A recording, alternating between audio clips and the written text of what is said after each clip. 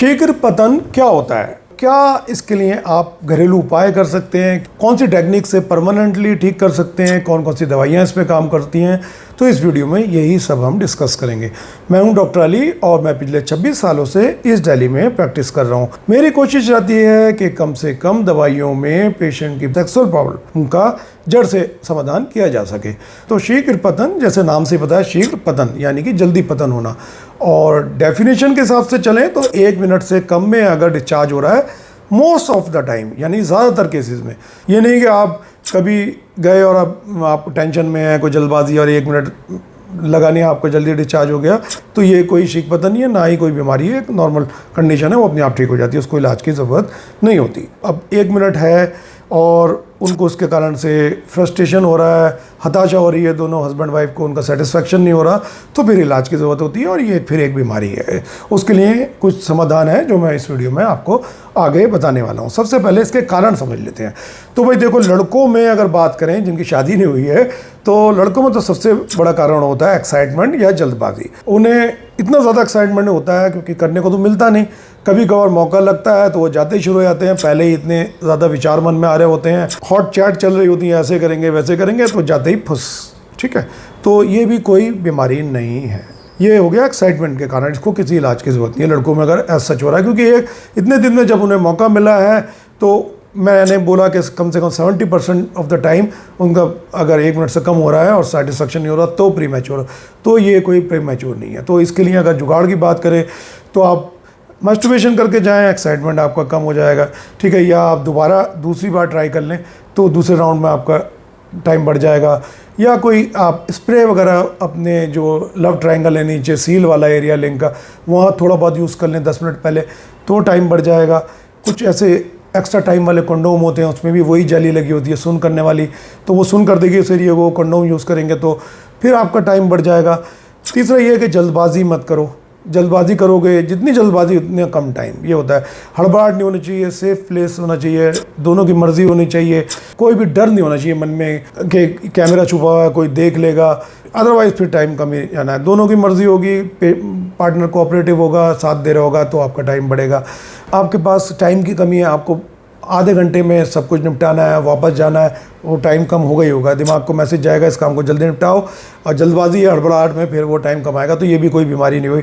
जल्दबाजी नहीं करनी, मैंने बताया अंडरवियर एकदम से जाते ही नहीं उतारना, अगर आप जाते ही उतारोगे तो फिर आपको दिमाग को मैसेज जाएगा कि सेक्स होने वाला, एक्साइटमेंट बहुत बढ़ जाएगा, हो सकता है 4 प्ले में डिस्चार्ज हो जाए, तो 4 प्ले में से अंडरवियर नहीं निकालना आपको। और सेक्स से पहले बहुत ज़्यादा भूख नहीं लगनी चाहिए, बहुत ज़्यादा प्यास नहीं लगनी चाहिए, ब्लैडर आपका खाली रहना चाहिए, पेशाब की फीलिंग नहीं होनी चाहिए कि पेशाब लग रहा है, दबा फिर टाइम कम हो जाता है। तो इस चीज़ों का भी आपको ध्यान रखना होता है। टेक्निक की मैं बात करूं तो टेक्निक में स्टार्ट एंड स्टॉप टेक्निक होती है। स्टार्ट एंड स्टॉप टेक्निक में क्या करना होता है कि आप एक तो जब इंसर्ट कर रहे होते हैं तो पूरा इंसर्ट ना करें, हाफ इंसर्ट करना होता है, और जब डिस्चार्ज होने वाला हो, वो फीलिंग आपको आ रही है कि भाई आप डिस्चार्ज होने वाले से बाहर निकाल लो, एक लंबा सांस लो, इधर उधर कहीं ध्यान लगाया, वो फीलिंग चली जाएगी और गैस की डिस्चार्ज की फिर दोबारा से शुरू हो जाओ। इस तरीके से आप धीरे धीरे अपना टाइम बढ़ा सकते हैं काफ़ी। बार बार ये करेंगे, इन आउट, और जैसे ही डिस्चार्ज होने वाला बाहर निकालो, लंबा सांस लो। ठीक है, इसे बोलते हैं स्टार्ट एंड स्टॉप टेक्निक। ठीक है, घर पे रह के आप कीगल एक्सरसाइज करो, उसके बाद अलग से वीडियो बना चुका हूँ। कीगल एक्सरसाइज से भी मसल स्ट्रांग होती है नीचे की, उससे आपका रिएक्शन टाइमिंग सब बढ़ता है, वो भी आप रेगुलर किया करो। इसके अलावा एक स्क्वीज टेक्निक भी होती है, अगर फीमेल पार्टनर कोऑपरेट करती है तो वो भी आप कर सकते हैं। उसमें डिस्चार्ज जब होने वाला होता है स्टार्ट एंड स्टॉप में, तो बाहर निकाल लेते हैं, उसमें आपको फीमेल पार्टनर इस टिप को दबा देती है, जब डिस्चार्ज होने वाला होता है तो वो फीलिंग खत्म हो जाती है। बस इतना ही फ़र्क है, बाकी डिस्चार्ज को डिले ही करना होता है, चाहे वो स्टार्ट एंड स्टॉप से करो या स्क्वीज टेक्निक से करो। फूड आइटम की अगर बात करें, टाइम बढ़ाने वाले फूड आइटम है तो नट्स, इसमें बादाम, अखरोट, काजू, ये आप रात में भिगो के सुबह लेते हैं डेली खाली पेट, इससे फ़ायदा होता है।